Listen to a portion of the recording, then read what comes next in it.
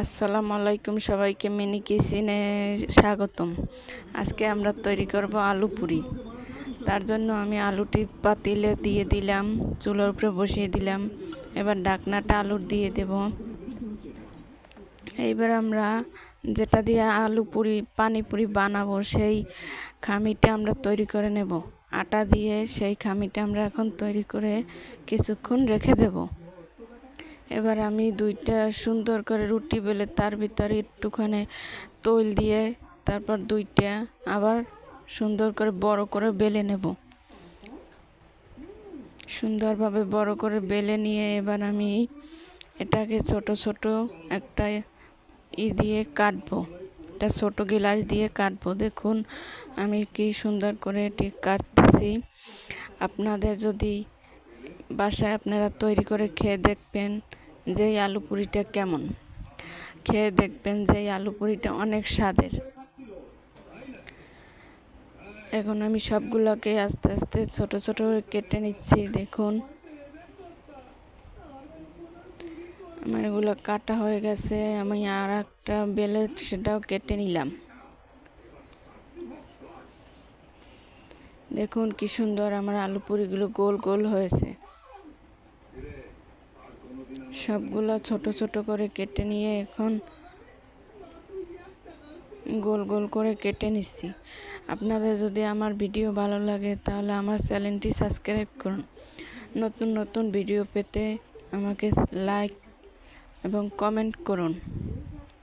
আমি সব আলু পুরিগুলো এখন বাটিতে নিয়ে নিচ্ছি। আমি নতুন, সবাই আমায় একটু সাপোর্ট করুন। আমি আস্তে আস্তে সব আলু পুরিগুলো কেটে নিচ্ছি।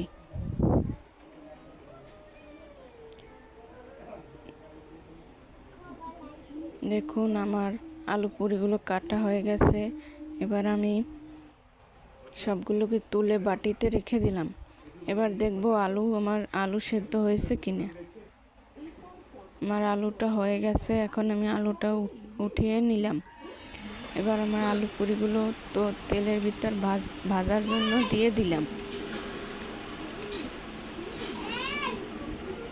আমি একটা একটা করে 4-5টা দিয়ে দিলাম আমার কড়াইয়ের ভিতরে।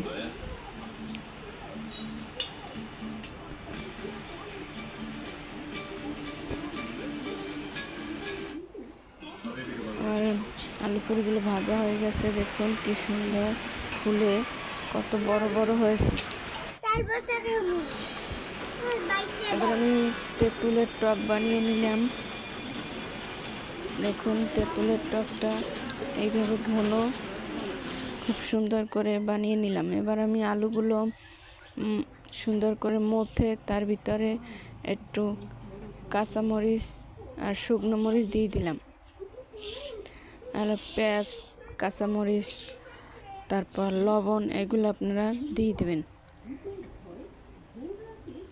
এবার সুন্দরভাবে আলুটার সাথে মরিচ আর এটা মিক্স করে এবার আমাদের আলু পুরি খাওয়ার শুরু।